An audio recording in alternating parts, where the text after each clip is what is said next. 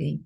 Good morning, good afternoon, good evening. Let me share for a moment my screen, 1 second, to start this very important webinar.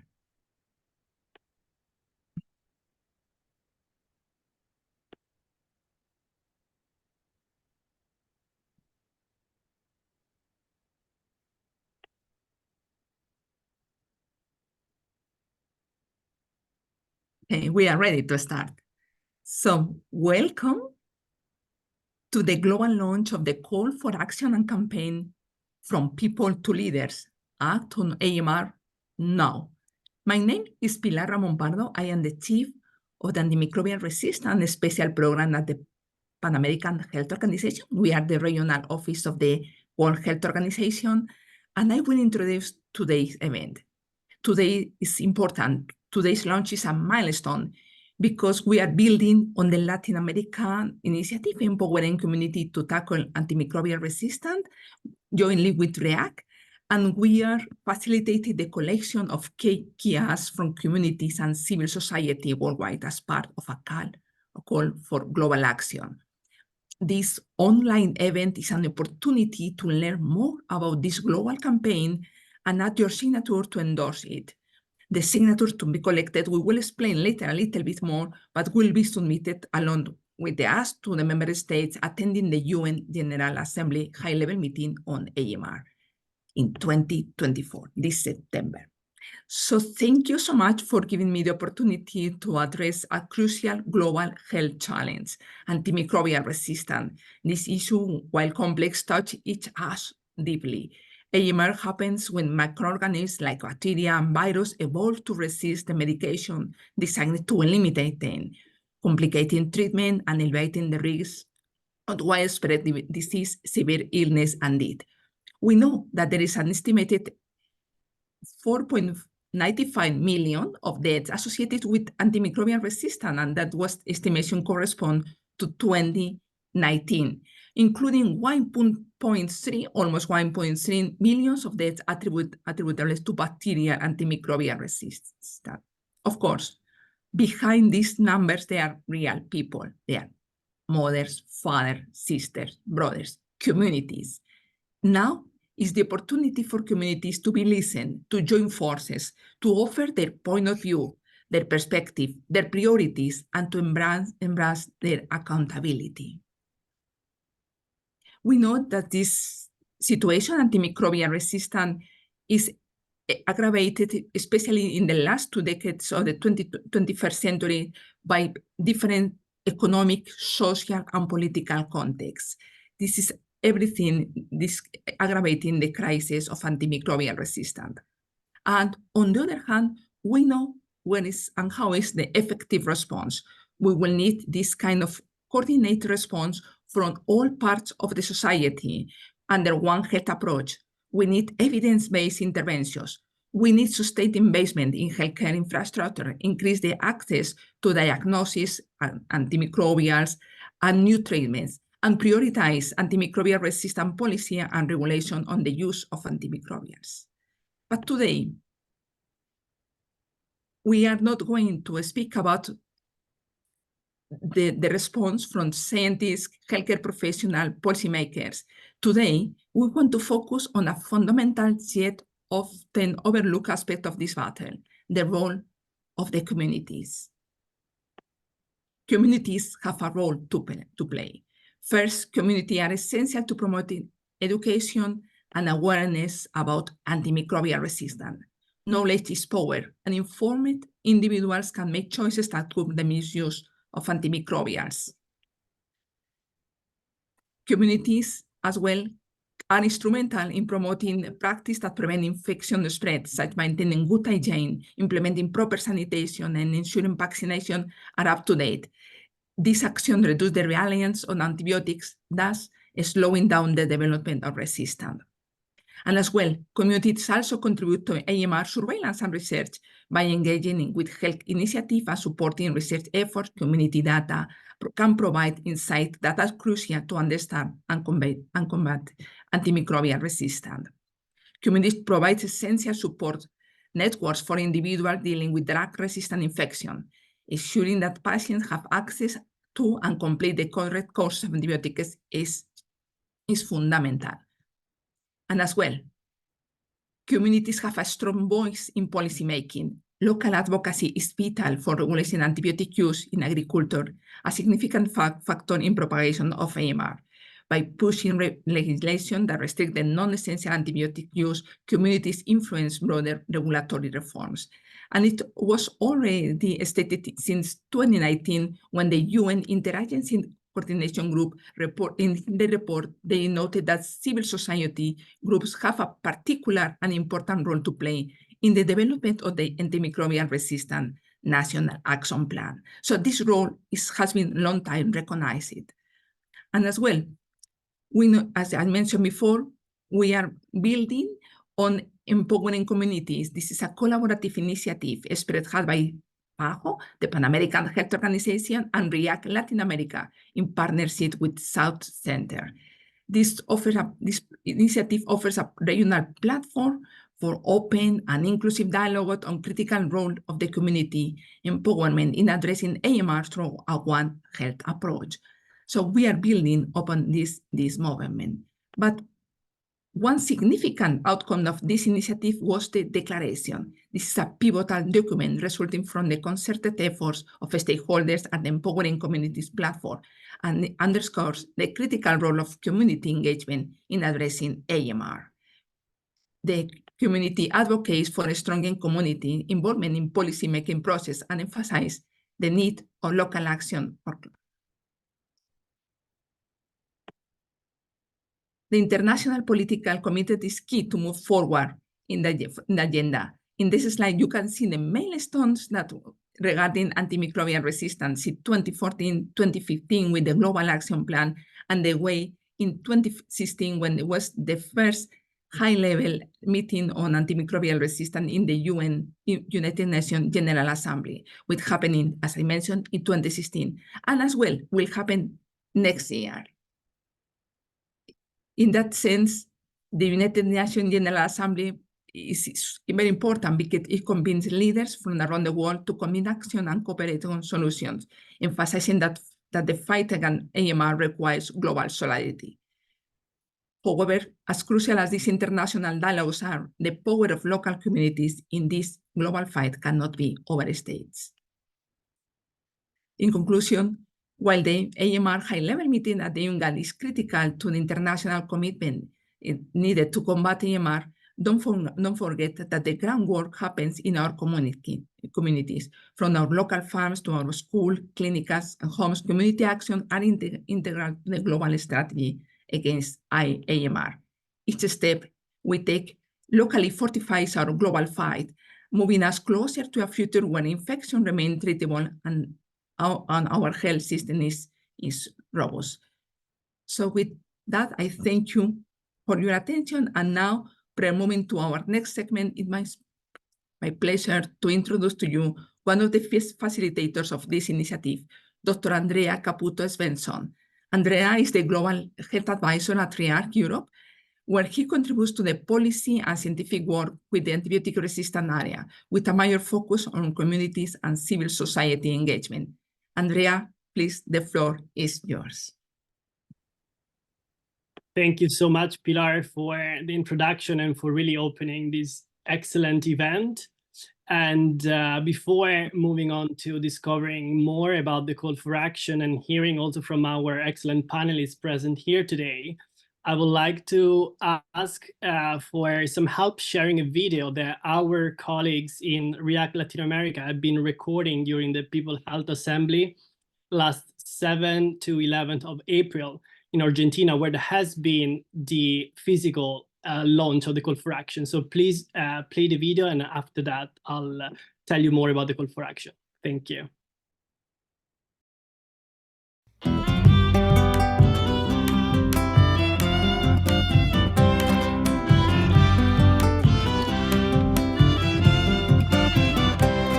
Tantos mundos para andar, cada nueva realidad y un humano que transita en busca de su eternidad.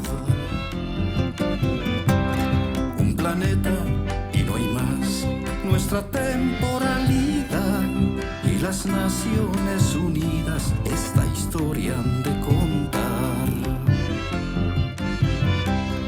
Hablarán de pueblos sabios, su existencia y corazón, que el comercio no se impuso a su conciencia y su razón. Y vendrán nuestros ancestros sonrientes a entonar bellos cantos de la tierra que nos enseñan a amar. Vengan, lleguen, juntemos nuestras voces este día. Todos los seres de la madre tierra y de la vida, que no hay peor pandemia que el negar una sola salud sin resistencia en libertad. Vengan, lleguen, juntemos las historias este día. Todos los seres pequeños y grandes de la vida, la metáfora de guerra, de cambiar el relato del amor y la armonía de triunfar.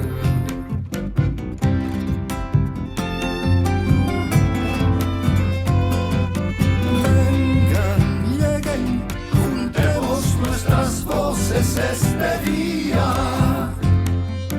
Todos los seres de la madre tierra y de la vida, la metáfora de guerra hay que cambiar.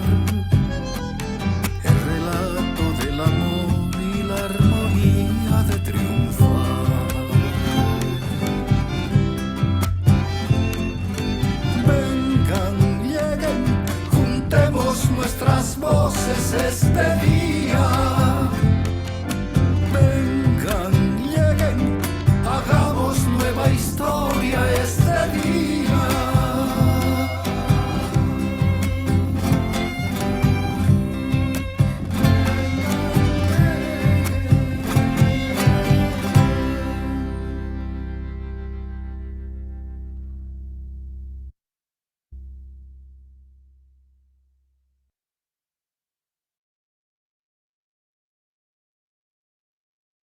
Excellent. Thank you so much for playing the video and sharing with everyone picture and images from the People Health Assembly and the physical launch. Now, for sake of time, I will just move on and describe to you today the call for global action. I'll try to answer some what, whys, and also some hows. But at the same time, also we want to know when. And as you can read from our logo, the time to act is indeed now. Starting with why call for action. So why are we facilitating this initiative today? As we heard before from Pilar, in the broader context of AMR, antibiotic resistance indeed kills over 1.2 million people a year, and then cannot be solved by a single actor in isolation, but it does require a whole of society response. Over the years, we also saw in the previous slide how from the previous UN Assembly in 2016, there has been some approaches, and most of them were top-down approaches, sometimes overlooking the challenges of local communities, especially low-resource settings. This year, with the UN General Assembly 2024 in September, specifically on AMR, there is a critical need more than ever to amplify voices of communities and civil society worldwide, also for accelerating the global response to AMR. I hinted at this before, but specifically also taking some text from the call for action that you will find in the text is indeed, what is the purpose? Why are we facilitating this initiative today? It's indeed for building a movement of communities and civil society representatives to call upon governments to make strong political commitments at the UN General Assembly and to recognize the important role of communities and civil society in the global response to AMR. I thought I would describe to you the process where the call for action comes from and also where is it heading.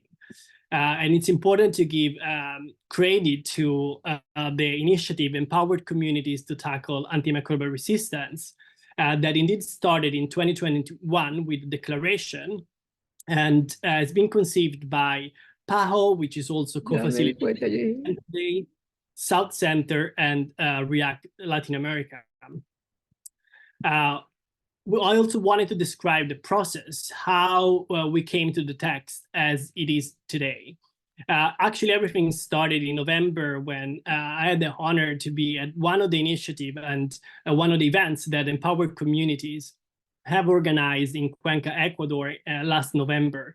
And when we started discussing how can we make sure that the process and the learnings from this great initiative in Latin America and the Caribbean could also expand to other regions in the world. How can other communities and civil society in other regions can relate to what was discovered and put together for the Empowered Communities?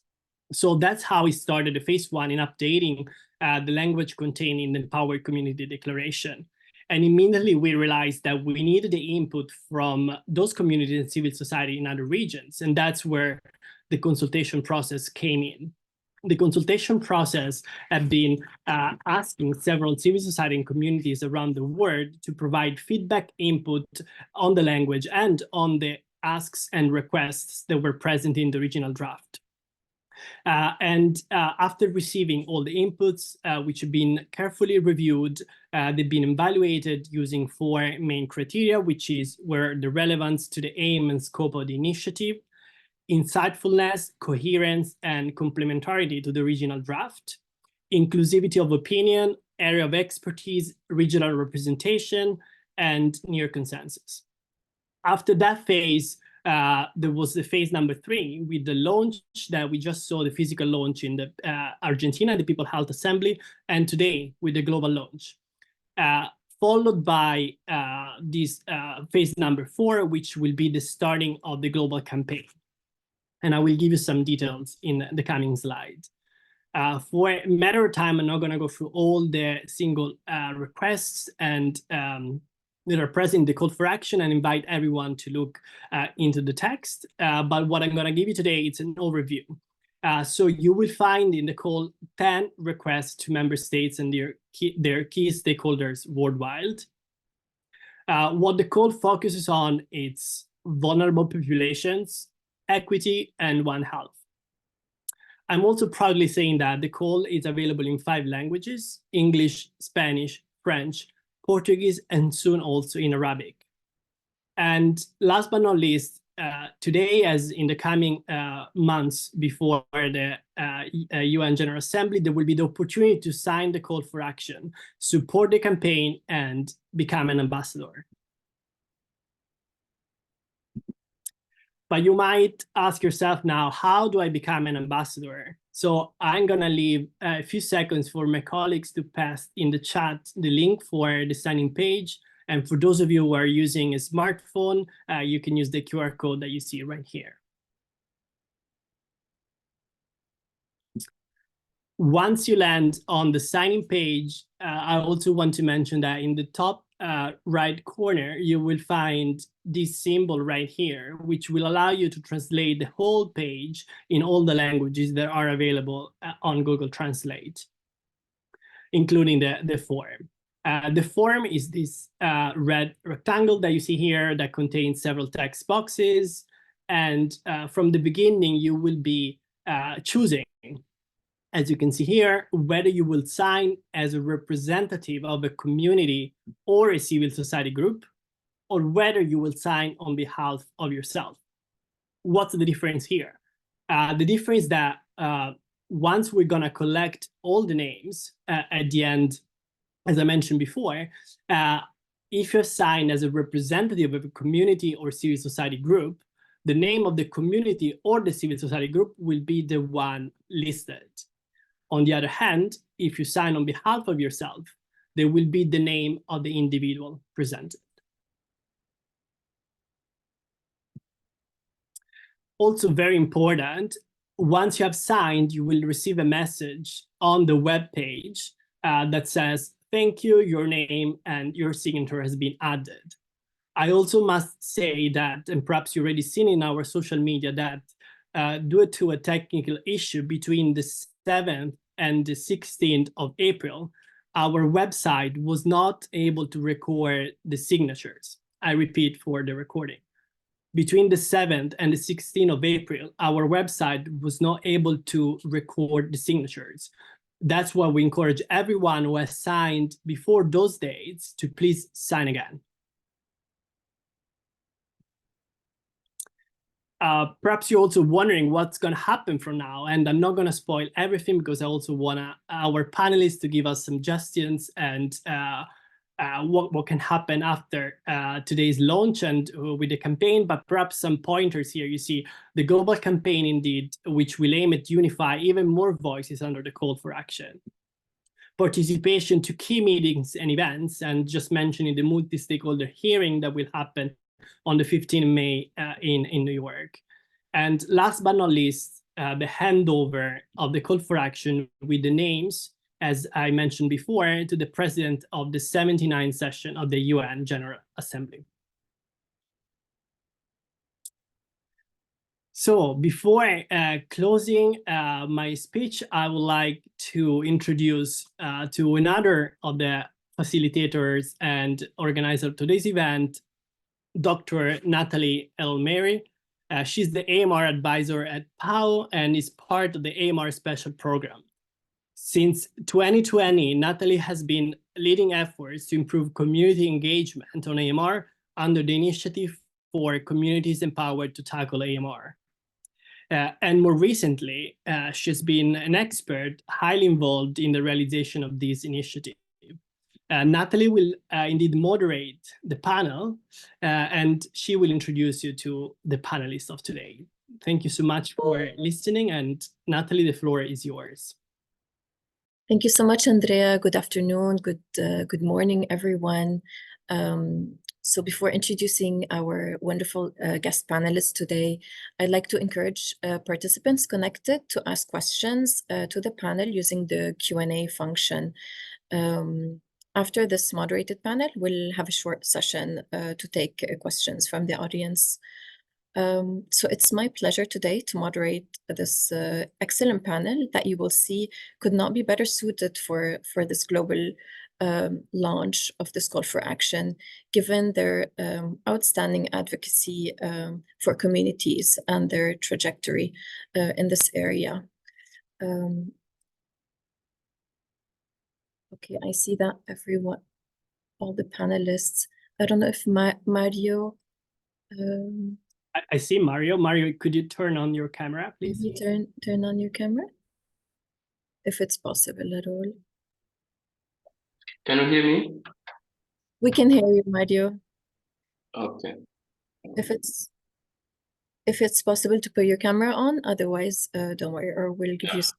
I'll do the introduction while maybe you work on that.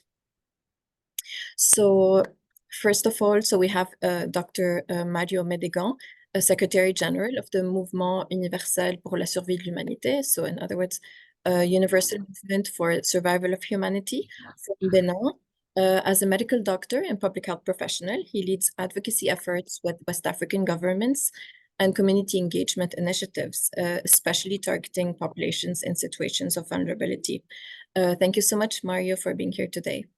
We're also joined today by Vanessa Carter. Vanessa became an AMR patient advocate in 2013 after surviving a serious car accident and 10 years of facial reconstruction caused by a highly resistant MRSA, so methicillin-resistant Staphylococcus aureus infection.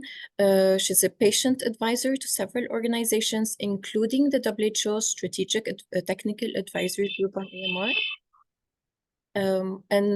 More recently, Vanessa has been a designated chair of the WHO Task Force for AMR Survivors. Thank you so much, Vanessa, for being here today. And last, but certainly not least, from Aligarh Muslim University, India, Dr. Nafis Faizi is here today. Nafis is an assistant professor of community medicine, and he actively contributes to the AMR policy debates through the WHO, NGO, and quadripartite dialogues through the Antibiotic Resistance Coalition. Welcome, Nafis.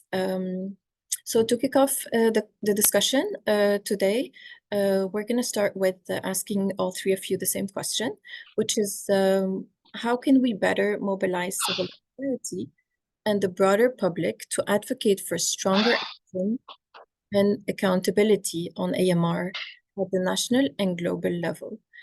So maybe we can follow the same order of introductions. We could give the floor to Dr. Mario Medegan. Would you like to start? So how can we better mobilize civil society and the broader public to advocate for stronger action and accountability on AMR at all levels? Okay, thank you. Thank you, Andrea. Thank you, Natalie, for inviting me to speak on the behalf of the community I work with and where I live also. I will try my best to reflect their reality and what is going on in the field. Not to be too long.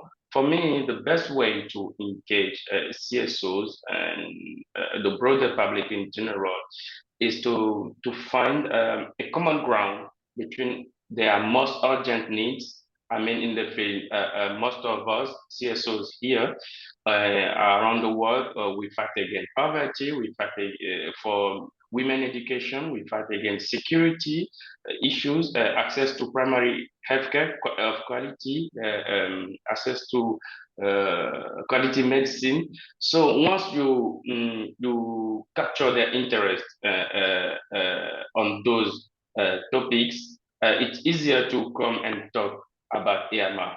But as long as we won't find those common ground of their most urgent needs, it's quite difficult to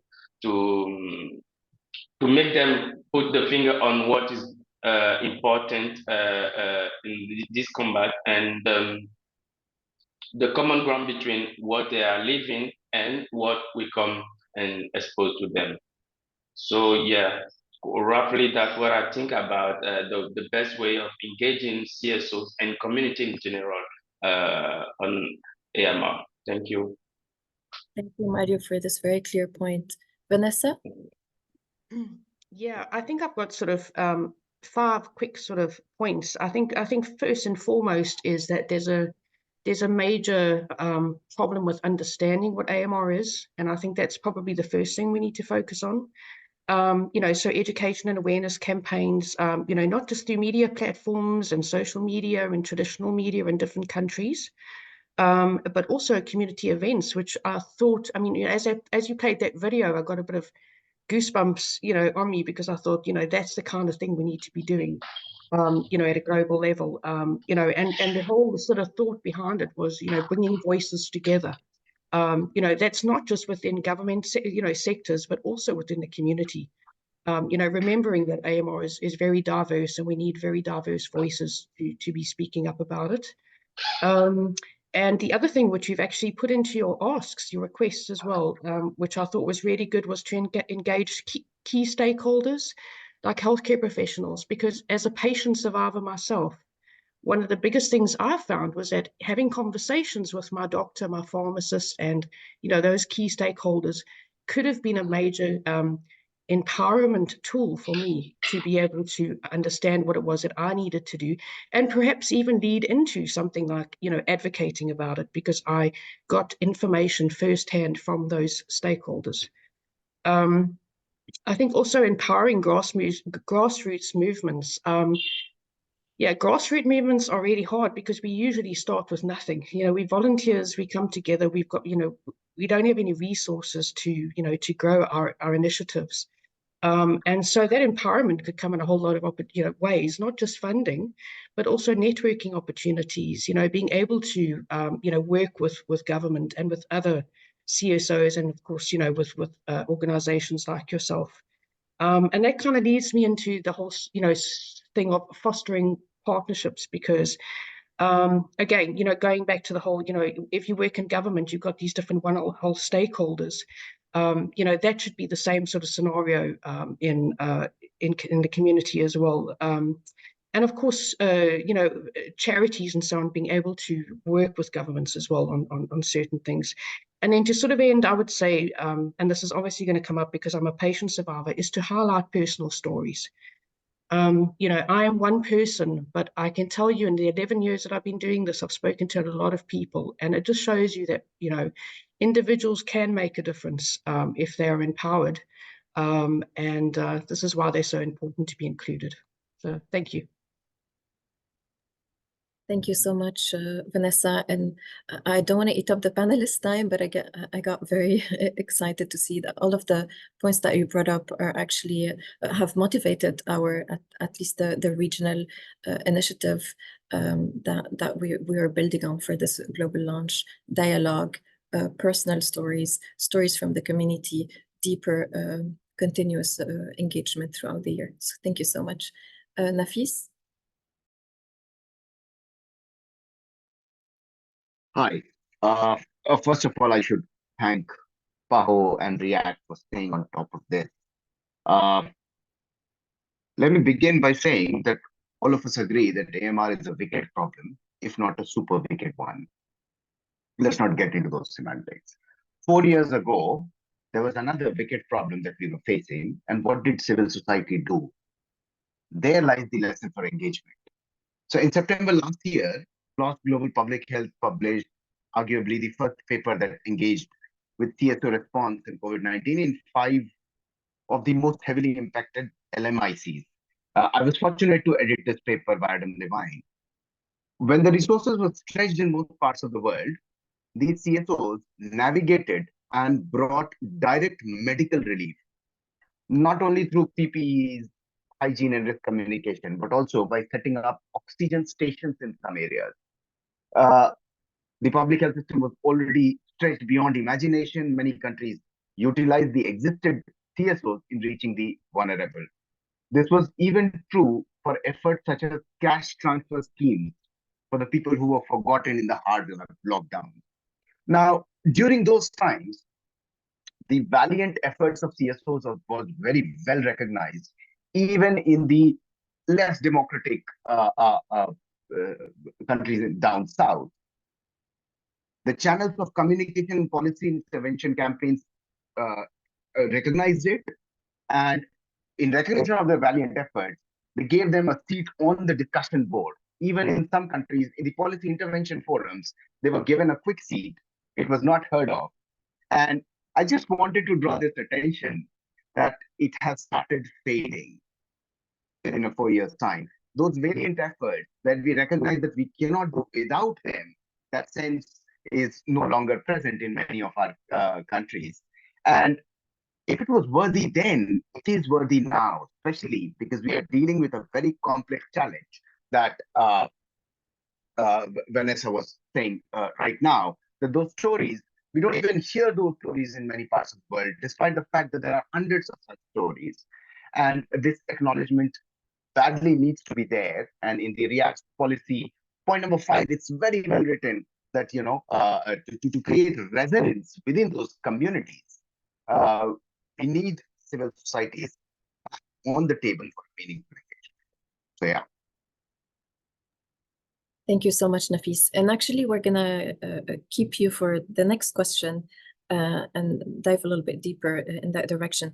So how can we ensure that the global response for AMR is inclusive, addressing the needs and perspectives of populations in situations of vulnerability, including those in low resource settings?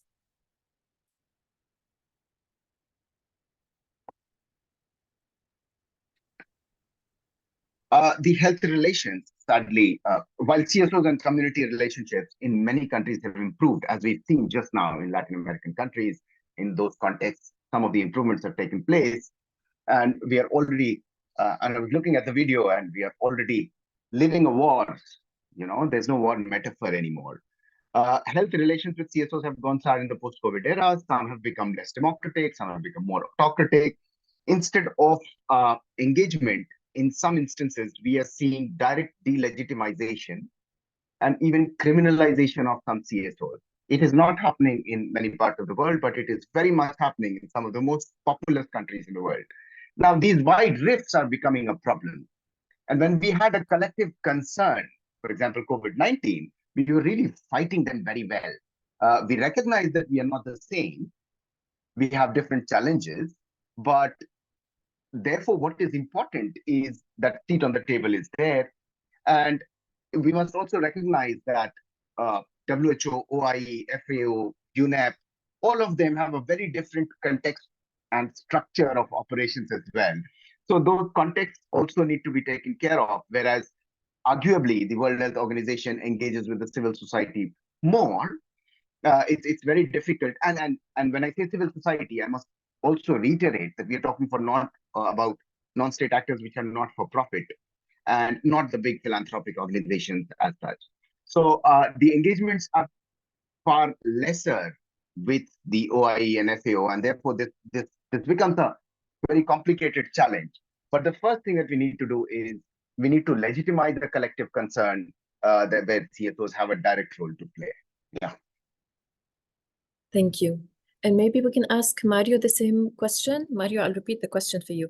How can we ensure that the global response to AMR is inclusive and addresses the needs of people in situations of vulnerability, including in low resource settings? Thank you, Natalie. First of all, for the response to be inclusive, the solution, the designing of the solution themselves need to be inclusive. You know, first of all, starting for the mapping of the challenges in the field. It is completely pointless to still at the high level and assume what is going on in the field. We need to reach out to the very last beneficiary. Last week, I was in Niger for such an evaluation, and we are still facing climate change issues, access to electricity, access to clean water. So as long as the solution won't be designed for those people, directly for those people, and also the process won't be monitored regularly and on a continuous rate, it will be hard to ensure that the response we are giving are inclusive. So yeah, for me, we need to reach out to the very last beneficiary and keep our eyes open on what is going on in the field on a daily, what are their needs, what are the challenges they are facing, and even the health professionals, what they are facing on a daily. That my insight in complementary with what Nafis just said, that's what we need to reflect on as well. Thank you very much, Mario. That's very clear. So we're going to move on to the third and last question, and that's for all three of you. Maybe we can start with Vanessa. How can communities and CSOs in different regions and contexts influence governments, harnessing the call for action that we're talking about today, and the lead up to the UN General Assembly high-level meeting on AMR? Yeah, great. Thank you so much. I think one of the biggest things, like I said earlier, was definitely to build partnerships, because, you know, by doing that, we build a collective voice. That's really important. Yeah, I think that, you know, also one thing that I've found as a patient advocate is having the opportunity to be able to participate in government dialogues at more of a local level. You know, so for example, I work with the UK Healthcare Associated Infections Ministerial Group, and that little bit that I can contribute, contributes to something bigger. So, so I think that's probably a good starting point, is for local governments to actually realize that, our voices do matter to these, that sort of context. And also finding solutions, like Mario was saying, when you design interventions, you should be working with people on the ground to do that. In 11 years, not much has changed. A lot's changed, but not much has changed, if you want to put it that way, from when I first started advocating. And I think it's because it's very difficult to understand exactly, what people need on the ground, to be able to tackle this very complicated topic. So, yeah, and I think also, CSOs can help to monitor the progress and keep government accountable, in terms of what their promises are and where we are right now. Thank you so much, Vanessa. Nafis? I'll draw on Vanessa's point, and let me reflect on the state of public information. Let's use antibiotics do not kill viruses as a tracer indicator. Everyone wants to know a clear message. Thailand, one of our success stories, Greece, Japan, they report that only 22% of the population pre-pandemic knew that antibiotics do not kill viruses. Only 22%. And we are not talking about, we're talking about Japan and success stories such as Thailand. More recently, IDDO and WHO researchers came out, and they say that 43% Europeans incorrectly think that antibiotics kill viruses. And most of this knowledge is only from doctors, where there is trust, and we know why this is happening.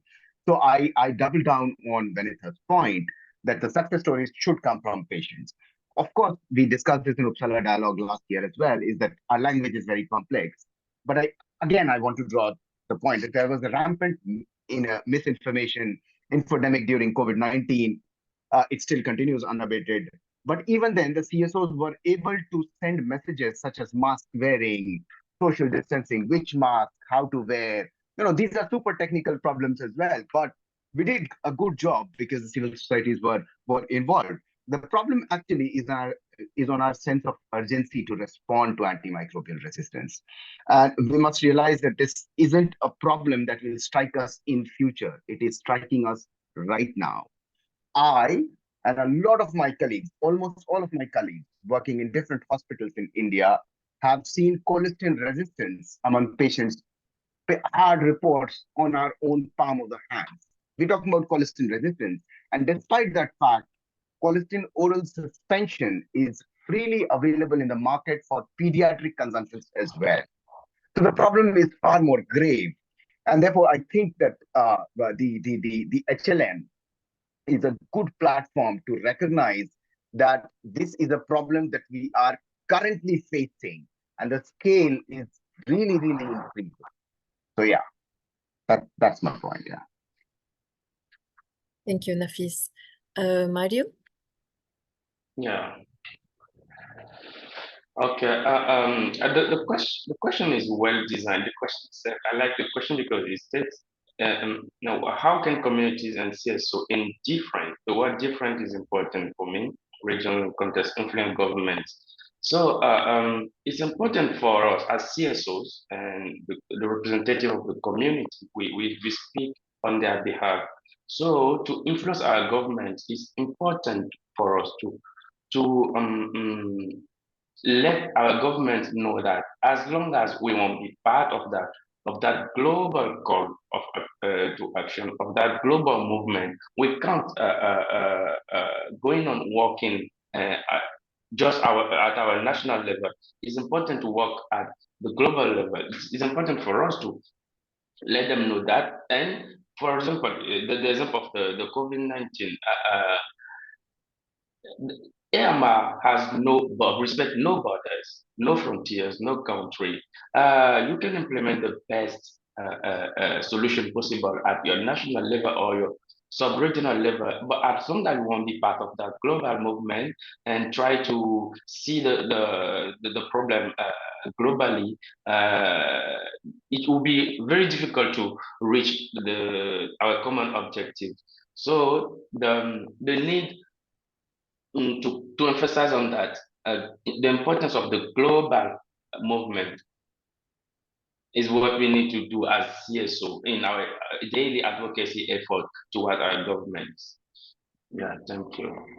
Thank you, Mario. And because we're doing great with time, I'm actually going to pick your brain with one last question. This is for any one of you three who would like to answer. And it's about the challenges and opportunities that you see in fostering intersectoral collaboration and a One Health approach to AMR. We know this is much needed, but also very complicated in practice. So what are some of the challenges from the CSO and community perspective that you see, challenges and opportunities in improving this One Health approach and intersectoral collaboration, bringing together human health, animal health, environmental sectors, etc.?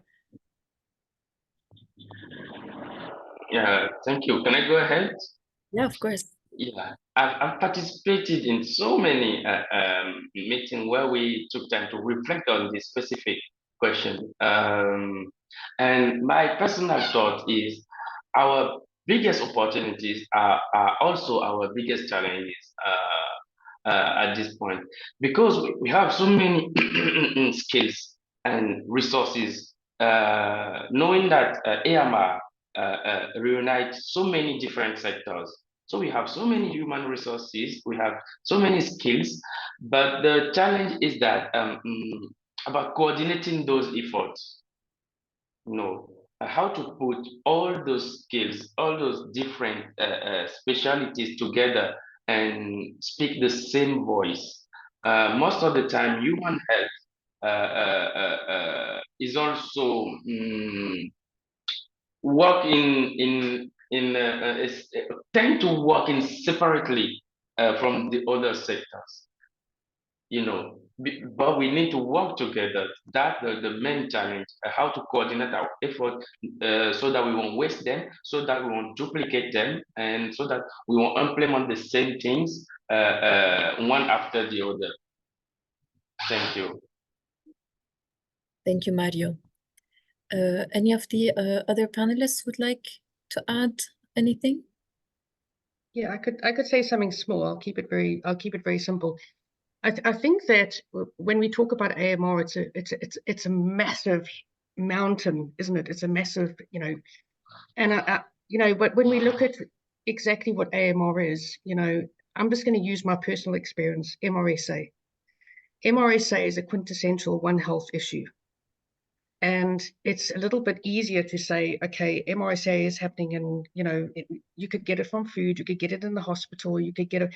So, so things are kind of, monitoring it and teaching people about that and so on is just one tiny little piece of the puzzle.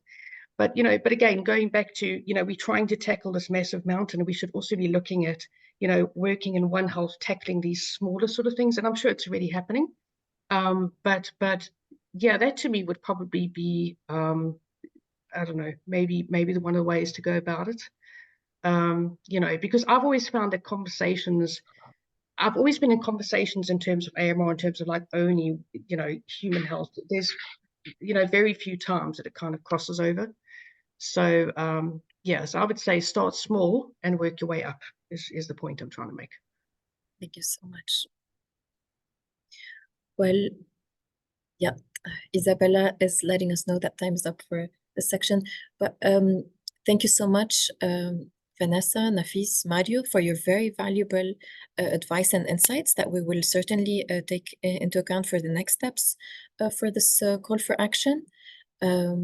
I think we are going to move on to taking questions from the floor. Andrea, do we have any questions from participants? Hi, everyone. And again, excellent conversation and thanks. And I also see excellent questions in the Q&A, and I'll try just to select a few. Some of those have already been answered, so we're not going to repeat that. But some others, perhaps some of our panelists might have some insights on it.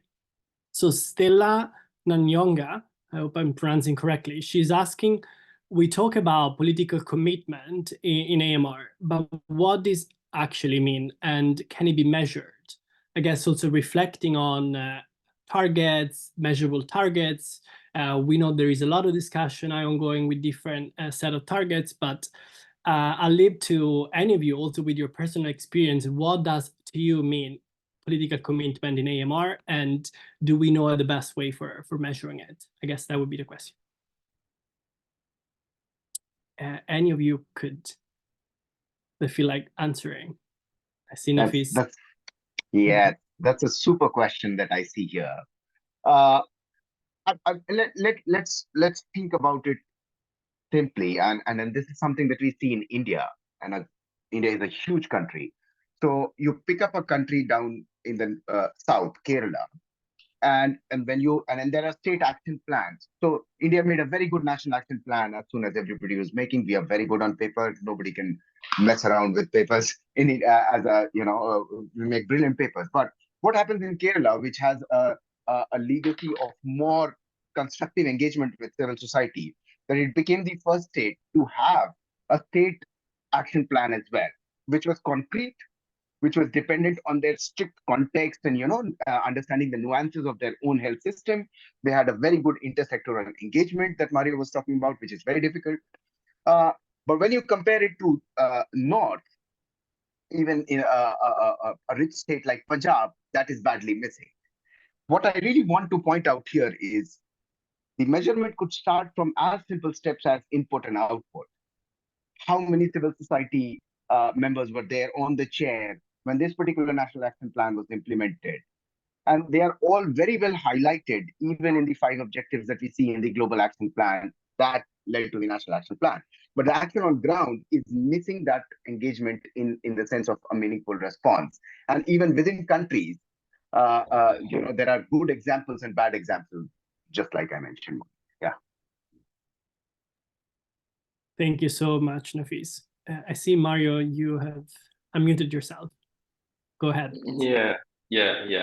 I would join what Nafis just said. It's quite a long process to try and measure the political engagement, since national policies are at the lowest level, the lowest length of national policy are 10 to 20 years. It's hard to measure it, but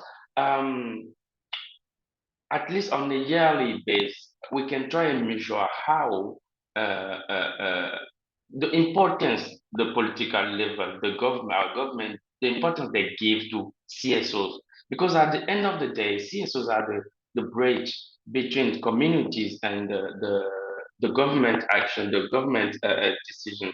So the importance they give, the place they give us on the table of decision making, we can measure that they are willing, that they are really strong will to change things. That's what I wanted to add. Very, very valid point. Thanks, Mario, as well. Should I go on to the next question, perhaps, if Vanessa don't want to add anything here? So another question here, I think is also very relevant and is asked from Peter Owiti. And I'll read the questions and then I'll see who can answer. My name is Peter Owiti from Water Youth Development Project in Kenya. I come from agriculture background. My question is on the modalities for the multi-stakeholder hearing. Are we going to have side events and consolidation? I've been in previous hearing for TB, UHIC, PPR in New York. We need that solidarity in community voice. What are the level of participation in hearing and main declaration? It's a quite, I would say, complex and wide question, but at the same time, perhaps I would also add on to like how can we learn from what has happened perhaps before when it came to community engagement for maybe other areas like TB and UHC? How can be done anything different this year? And yeah, perhaps also some more insights on the multi-stakeholder hearing, whether indeed there would be opportunity also for communities and civil society representatives to participate. Does anyone want to take this question? So I would refrain from the multi-sectoral part, but learning from TB and HIV, it is important to recognize certain differences. Most of the TB and HIV successes that we have had is because TB and HIV were dealt with like a vertical problem, vertical program, which the AMR cannot afford to have. For AMR, the universal health coverage provides the best enabling platform for stewardship. So stewardship and optimization can be best done in a stable, functioning health systems. One can't fine-tune a string that is already broken or non-existent. So therefore, it is not also about the HR capacity alone. So, for example, recently we saw how Bhutan, one of the few countries that has reduced its meropenem resistance by enforcing a very good tazobactam piperacillin first policy. So you have to use this first, and then only you'll use this. And therefore, they have a success story where our colleagues from Bhutan tell us that they've reduced their meropenem resistance. But they could do that because they had a stable health functioning system and they knew how it would operate. It's not about the number of doctors or health workers. It's about the health system, health services provisioning architecture that they have. So therefore, they could respond better. Similarly, if you compare Thailand to the other countries, which are similar in terms of human resources, you would see that the stable health functioning system where you can actually predict what is going to happen. There you can optimize things.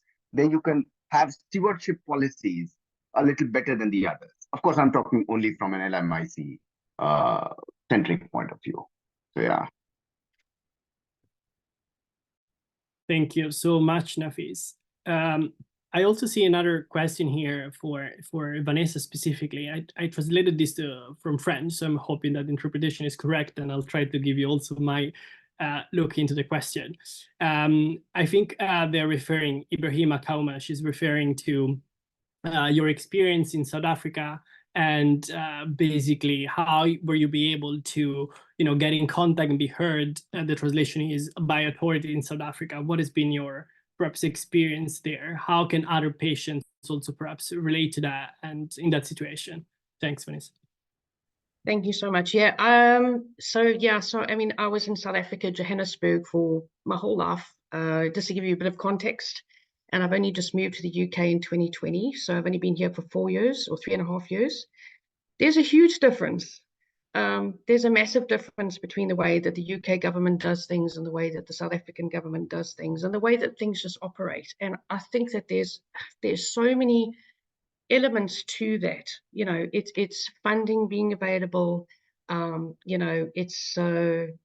It's commitments to other more urgent things. And it's a lack of resources. I think in South Africa that makes it really much harder to advocate there. And something I wanted to say earlier as well was, when I was talking about diversity of patient voices and diversity of communication, was in South Africa, we have 11 official languages. In England, most of our language goes out in English. So I guess to keep it kind of culturally sensitive, and not just in terms of language, but also health literacy. There are huge barriers in South Africa.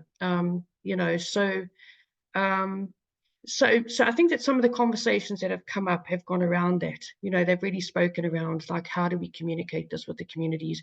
How do we mobilize action and so on? So I think that in every country, we need to be really, really mindful of that. And for example, if we're talking about RPC, are we being mindful about the fact that people have access to clean water and sanitation?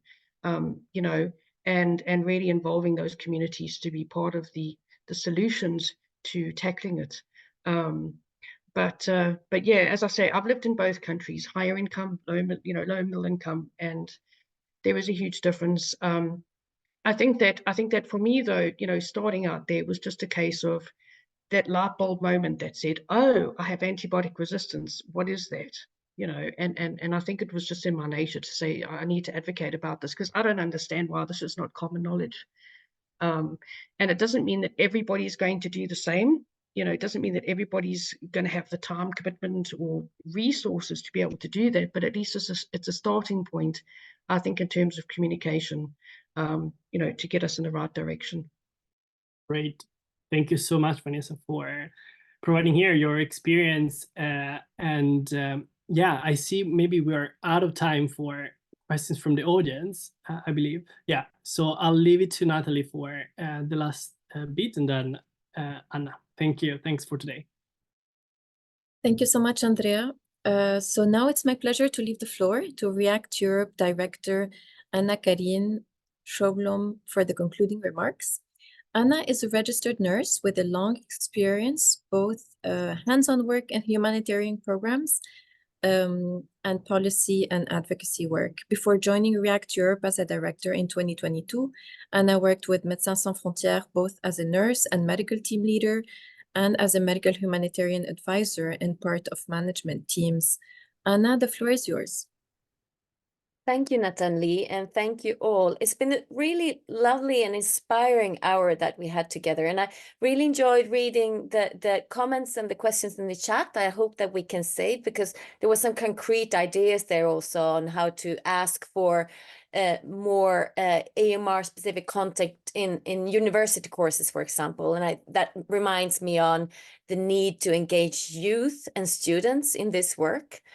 But I have the honor to thank you all, and on behalf of React and PAHO, to everyone who joined, and also for people who work together with this with this launch, musicians, technicians, and everyone else.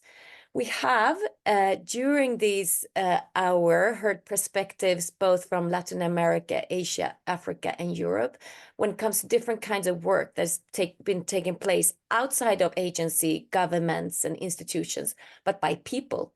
And this is truly impressive. But we also heard on several of the challenges that we are encountering in this work. We heard from different kind of perspectives as well, from both like healthcare advocates and from patients' perspectives. So these are just examples of group that we hope that this call for action can be relevant for to engage with.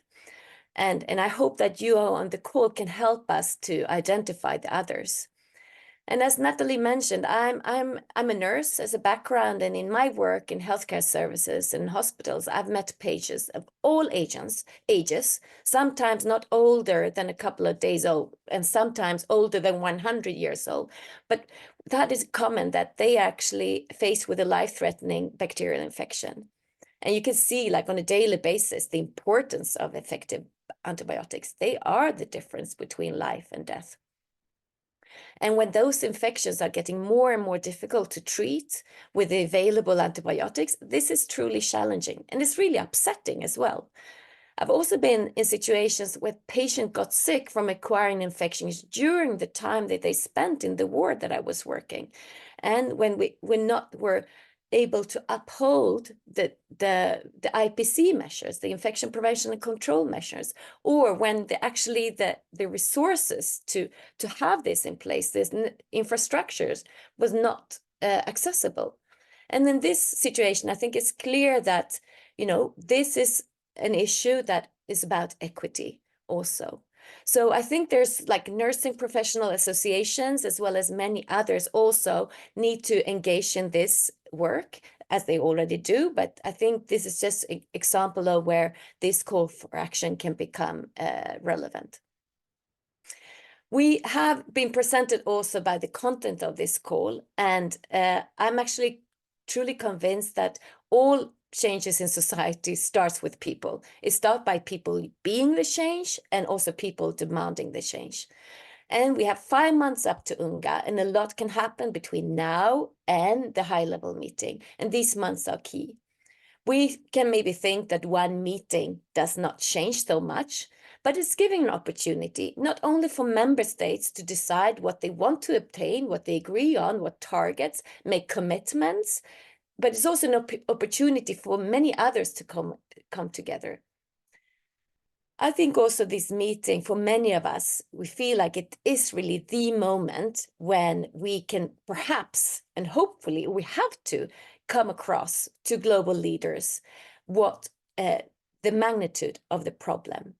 that has not today yet been realized, but with the widespread pain and suffering that difficult to treat bacterial infections are increasingly causing to people, animals, environment, to global economy and societies. So for PAHO and REACT, we work to facilitate this call for action for some months now. It's not really our text and our call, it's really by contribution from civil society and communities out there. And we want to continue to do this. During this startup phase, we've been engaging with different groups and different individuals who really want to work together with us on this. And we hope to make these, broad sets of voices also visible during UNGA, that they know that it is present and that it's noticed by member states and by leaders that the crisis with antibiotics and with AMR is something that people care about, so that we all are present during this meeting somehow. We need to figure out how. So for REACT, this is a continuation of a work that started a long time before this work. We've worked with identifying ways of addressing antibiotic resistance on local level, for example, through antibiotic smart communities pilot in India and Indonesia, through different parts engaging with society and youth in Africa. And we worked with different sectors of society also in Sweden, and through the Empowered Communities Initiative across Latin America. And we opened the session today, or our meeting today, with people and music, and would like to end it in the same way. So from the song from REACT Latin America, we'll now visit the team of REACT in Africa. This is actually an excellent way of how you can use voices in health promotion and in getting messages across. So from Matiro Hospital in Zambia, there is a group of women that together work with REACT Africa on ABR literacy program. And what we're going to hear now is one song that they will sing for us.